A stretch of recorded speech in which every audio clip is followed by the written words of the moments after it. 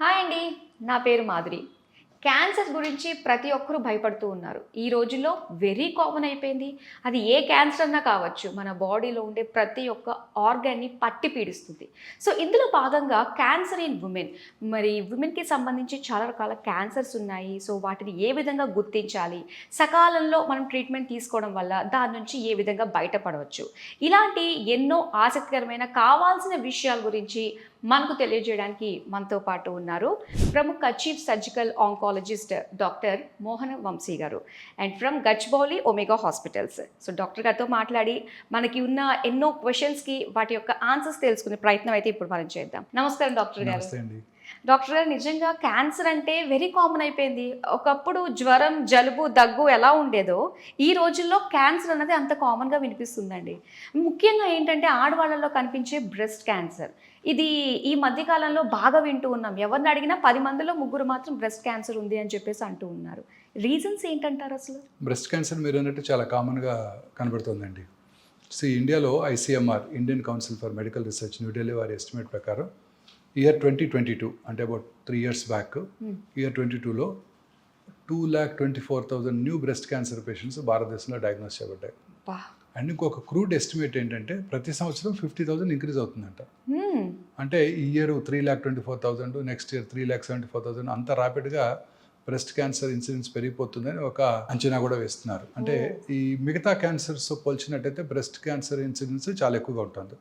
In fact it's a commonest cancer now. ఇంత ముందు కాలంలో గర్భసంచి ముఖద్వార క్యాన్సర్ కామన్గా చూసేవాళ్ళం, ఇప్పుడు it has come down. So breast cancer is the commonest cancer. స్త్రీలలో అనేక రకాలైన కారణాలు ఈ బ్రెస్ట్ క్యాన్సర్ ఎక్కువగా ఇన్సిడెన్స్ ఇంక్రీజ్ చేయడానికి దోహదపడుతున్నాయి. ముఖ్యంగా పిల్లలు లేని వాళ్ళలో, లేట్గా ఫస్ట్ చైల్డ్ పుట్టిన వాళ్ళలో, అంటే ఈ అర్బన్ ఏరియాస్లో ఎడ్యుకేషన్ మీద, కెరియర్ మీద కాన్సన్ట్రేట్ చేస్తూ మ్యారేజ్ చేసుకున్నప్పటికీ కూడా కెరియర్ ఏమైనా డిస్టర్బ్ అవుతుందేమోనని పిల్లల్ని లేట్గా కంటాం. ఫస్ట్ చైల్డ్ కనుక 30 years తర్వాత కనుక పుట్టినట్టయితే వాళ్ళలో బ్రెస్ట్ క్యాన్సర్ వచ్చే అవకాశాలు యంగ్ ఏజ్లో కనుక, అంటే 18-19sలో కనుక పిల్లలు పుట్టిన వాళ్ళతో కంపేర్ చేసినట్టయితే 5 times ఇంక్రీజ్ రిస్క్ ఉంటుందండి. ఓకే. అలాగే ఈ మధ్యకాలంలో గుడ్ న్యూట్రిషన్ వల్ల పిల్లలంతా కూడా అర్లీగా మెనార్ష్, అంటే పీరియడ్ స్టార్ట్ అవుతున్నాయి 8-9 yearsకి. ఆ తర్వాత గుడ్ న్యూట్రిషన్, వాళ్ళ లైఫ్ స్టైల్ వల్ల లేట్గా మెనోపాజ్ వస్తుంది. So number of menstrual peaks ఎక్కువ అయ్యే కొలది వాళ్ళలో బ్రెస్ట్ క్యాన్సర్ వచ్చే అవకాశాలు ఎక్కువగా ఉంటాయి. అలాగే పిల్లలు లేని వాళ్ళు కూడా బ్రెస్ట్ క్యాన్సర్ ఇన్సిడెన్స్ ఎక్కువగా ఉంటుంది. అలాగే ఒబీస్ ఉమెన్లో వారిలోనూ బ్రెస్ట్ క్యాన్సర్ వచ్చే అవకాశాలు ఎక్కువగా ఉంటాయి. సిగరెట్ స్మోకింగ్, ఆల్కహాల్ చేసే స్త్రీలలో కూడా, ఆల్కహాల్ తాగే స్త్రీలలో కూడా బ్రెస్ట్ క్యాన్సర్ వచ్చే అవకాశాలు ఎక్కువగా ఉంటాయి. మన తెలుగు మూవీ హీరోయిన్ హంసా నందిని, వారికి కూడా వెరీ యంగ్ ఏజ్లో బ్రెస్ట్ క్యాన్సర్ వచ్చింది. వారి టెస్ట్ చేయించుకుని వారికి పాజిటివ్ ఉందని వారే అనౌన్స్ చేశారు, BRCA1 పాజిటివ్ ఉందని. సో వీళ్ళలో ఆపోజిట్ సైడ్ బ్రెస్ట్ క్యాన్సర్ వచ్చే అవకాశాలు, ఓవేరియన్ క్యాన్సర్ వచ్చే అవకాశాలు కూడా ఎక్కువగా ఉంటాయి. ఓకే. సో ఈ వయసు పెరిగే కొద్ది బ్రెస్ట్ క్యాన్సర్ వచ్చే అవకాశాలు కూడా ఎక్కువైపోతాయి. సో లాంజివిటీ పెరిగిపోతుంది. భారతదేశంలో స్వాతంత్రం వచ్చినప్పుడు longevity was hardly 39 years. Now it is 71 years.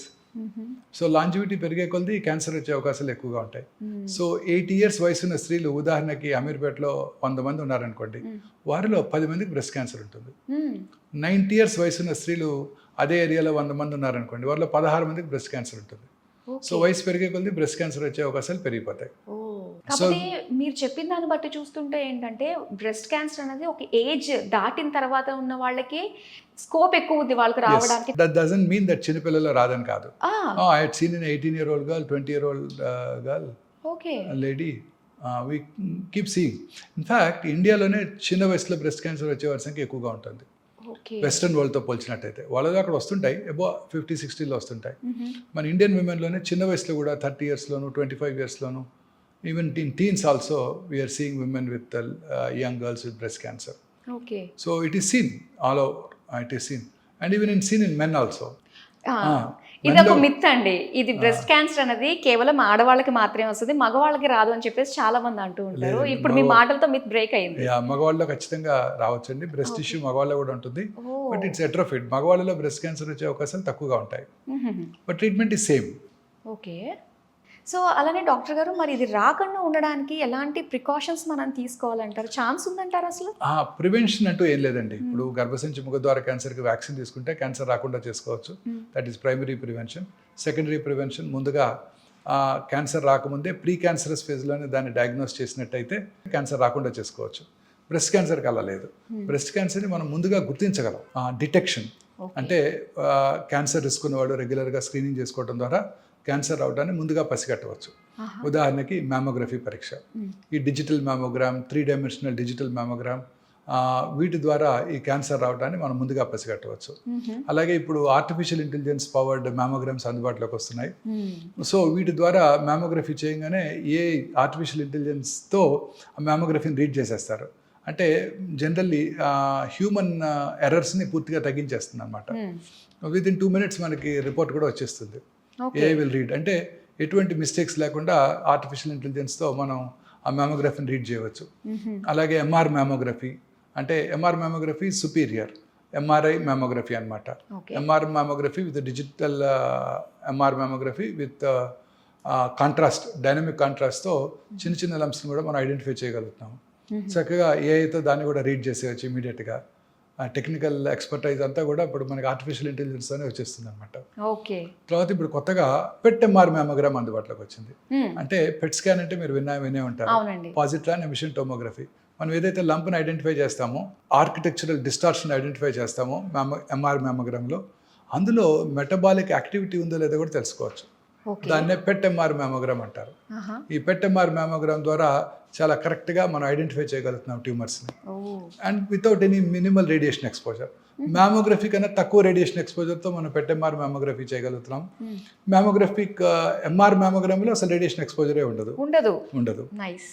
అలాగే డాక్టర్ గారు, మరి వన్స్ వచ్చిన తర్వాత ఈ మ్యామోగ్రఫీ ఏదైతే స్క్రీనింగ్ టెస్ట్లు ఉంటాయో వాటిని ఎప్పటి నుంచి మనం తీసుకోవడం స్టార్ట్ చేయాలి? ఎంత స్పాన్లో మనం వీటిని చేసుకోవచ్చు అంటారు? బేసికలీ అట్ రిస్క్ గ్రూప్స్ అంటే మనం ఇందాక డిస్కస్ చేసాము, హై రిస్క్ గ్రూప్స్, పిల్లలు లేని వాళ్ళకి, లేట్గా ఫస్ట్ చైల్డ్ పుట్టిన వాళ్ళకి, ఫ్యామిలీ హిస్టరీ బ్రెస్ట్ క్యాన్సర్ ఉన్న వాళ్ళకి, ఒబీస్, స్మోకింగ్, ఆల్కహాలిస్ట్ ఉన్న వాళ్ళలో జనరల్లీ 40 years నుంచి 1 to 2 years ఒకసారి మ్యామోగ్రఫీ, డిజిటల్ మ్యామోగ్రఫీ చేయించుకోవటం. 50 years తర్వాత every year until they are 65 రెగ్యులర్గా మ్యామోగ్రఫీ చేయించుకున్నట్టయితే క్యాన్సర్ అవడానికి ముందుగా పసిగట్టవచ్చు. ఓకే. సో డాక్టర్ గారు, చాలా మనకి డౌట్స్ ఉంటూ ఉంటాయి. So most common, uncommon myths గురించి నేను కొన్ని అడుగుతానండి ర్యాపిడ్ ఫైర్గా. సో దానికి మీరు ఆన్సర్ చేయాలి. సో ఫస్ట్ క్వశ్చన్ ఏంటంటే, బ్రెస్ట్ క్యాన్సర్ మగవాళ్ళకి రాదు. రాంగ్. బ్రెస్ట్ క్యాన్సర్ మగవాళ్ళు కూడా వస్తుంది, బట్ స్త్రీలతో పోల్చినట్టయితే మగవాళ్ళలో వచ్చే అవకాశాలు తక్కువ. ఓకే. అంటే ఏదన్నా చిన్న లంప్ ఉంటే అది ఖచ్చితంగా క్యాన్సర్ అవుతుంది? No, not necessary. రకరకాల లంప్స్ వస్తుంటాయి. ముఖ్యంగా టీనేజ్లో normal lumps are more commoner. 30 years తర్వాత కనుక లంప్ వచ్చినట్టయితే ఖచ్చితంగా పరీక్ష చేసుకోవాల్సి ఉంటుంది. ముందు కూడా లంప్ ఉన్నట్టయితే ఖచ్చితంగా డాక్టర్తో, వాళ్ళ ఫ్యామిలీ ఫిజిషియన్తో కానీ సర్జన్తో కానీ పరీక్ష చేయించుకోవడం చాలా important. Okay. Unless proven otherwise after 30 years no lump should be considered safe. Okay. So ఇది point to be noted. So next, bra వల్ల కూడా క్యాన్సర్ వచ్చే అవకాశం ఉంది? నో. ఓకే. సో అలానే తల్లిదండ్రుల వల్ల క్యాన్సర్ వచ్చే అవకాశం ఉంటుంది బ్రెస్ట్ క్యాన్సర్? తల్లిదండ్రుల్లో బ్రెస్ట్ క్యాన్సర్ కనుక ఉన్నట్టయితే పిల్లల్లో వారికి వచ్చే అవకాశాలు సాధారణ ప్రజానికంతో పోల్చినట్టయితే కొంచెం ఎక్కువ. అంతే తప్ప తల్లి గారికి ఉంది, తండ్రి గారికి ఉంది, వీళ్ళకి వస్తేనే కాదు.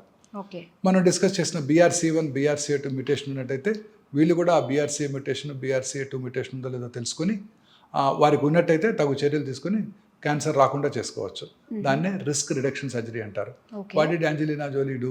2 బ్రెస్ట్లు తీయించేసుకున్నారు, total subcutaneous total mastectomy and implant పెట్టేసుకున్నారు. ఓకే.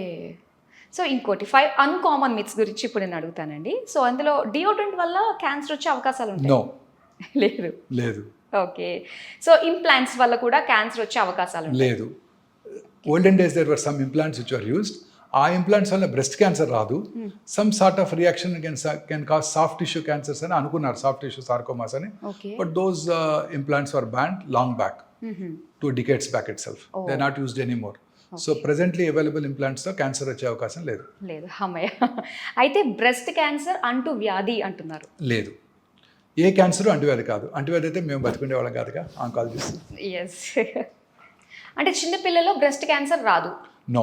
చిన్నపిల్లల్లో కూడా బ్రెస్ట్ క్యాన్సర్ రావచ్చు. 10 ఏళ్ల ఆడపిల్ల కూడా నేను బ్రెస్ట్ క్యాన్సర్ చూశాను. 18 years ఉన్న వాళ్ళని చాలామందిని చూశాను. ఈ మధ్యకాలంలో భారతదేశంలో ముఖ్యంగా ఈ చిన్న వయసులో బ్రెస్ట్ క్యాన్సర్స్ ఎక్కువగా వస్తున్నాయి. So many unmarried girls whom I have seen had breast cancer. అలాంటి కేసెస్ కనుక మనం చూసినట్టయితే ఇమీడియట్గా వారికి జెనెటిక్ ప్రొఫైలింగ్ చేసుకోవాలి. BRCA1, BRCA2 మ్యూటేషన్ అనాలిసిస్ చేయించుకొని అవి కనుక ఉన్నాయో లేవో చూసుకోవాలి. BRCA1, BRCA2 తల్లిగారికి ఉంటేనే వస్తుందని కాదు, తల్లిగారికి లేకపోయినా వాళ్ళకి రావచ్చు. అంటే వాళ్ళలో ఆ మ్యూటేషన్ జరిగింది, ఆ మ్యూటేషన్ వల్ల వాళ్ళ క్యాన్సర్ వచ్చింది. వాళ్ళకి వచ్చినప్పుడు వాళ్ళ పిల్లలు, వాళ్ళ సోదరులు కూడా అట్ రిస్క్, ఓకే వాళ్ళు కూడా చెక్ చేయించుకోవాలి. ఓకే డాక్టర్ గారు, అలానే క్యాన్సర్ని డయాగ్నోస్ చేసే బయాప్సీ, నీడిల్ బయాప్సీ చేయించుకోవాలని చెప్పేసి అంటుంటారు. దానివల్ల కూడా క్యాన్సర్ పాకిపోతుంది అని చెప్పేసి ఒక నో, ఇది అపోహ అండి. ఓకే బ్రెస్ట్ క్యాన్సర్ని డయాగ్నోస్ చేయడానికి నీడిల్ బయాప్సీ తప్పనిసరి. ఓకే కోర్ బయాప్సీ అని కూడా అంటాం, ultrasound guided core biopsy, mammographic guided core biopsy చేస్తుంటాం. ఈ బయాప్సీ చేయడం వల్ల క్యాన్సర్ అప్స్టేజ్ అవటం, అంటే క్యాన్సర్ పాకిపోవడం అనేది జరగదు. క్యాన్సర్ని గుర్తించాలంటే బయాప్సీ తప్పనిసరి. ఓకే బయాప్సీ లేకుండా క్యాన్సర్ని గుర్తించలేము. ఎక్కడ కూడా మీరు మీ ఇంట్లో మీరు బిర్యానీ తయారు చేసినా ఒక ముద్ద తినకుండా టేస్ట్ చెప్పగలరా? చెప్పలేరు. ఒక ముద్ద తింటే టేస్ట్ పాడైపోతుందా బిర్యానీది? లేదుగా. ఇది కూడా అంతే. ఓకే ఏ రకంగానూ అది అప్స్టేజ్ చేయదు, ఏ రకంగానూ పాకిపోయే అవకాశాలు లేవు. ఇదంతా కూడా కామన్ మిత్. నీడిల్ పెట్టి పుడుతారా, తేనెతుట్టిని కదిలిస్తే పాకిపోతుంది కదా, అలా పాకిపోతుంది కదా డాక్టర్ గారు అని అడుగుతుంటారు. Wrong, it's myth. నిజం ఏంటంటే బయాప్సీ చేయడం వల్ల క్యాన్సర్ ఎప్పుడూ పాకదు, ఎక్కడ బయాప్సీ చేసినా కూడా. ఓకే అండి, ఇది కట్, ఇదంతా ఒక ఎపిసోడ్. సో బ్రెస్ట్ క్యాన్సర్కి సంబంధించి అవి రాకుండా ఉండడానికి వచ్చిన తర్వాత ఎలాంటి స్క్రీనింగ్స్ ఎప్పుడెప్పుడు చేయించుకోవాలి, అలాగే ర్యాపిడ్ క్వశ్చన్స్కి చాలా చక్కగా ఆన్సర్ చేసినందుకు thank you so much doctor garu. Thank you ma'am.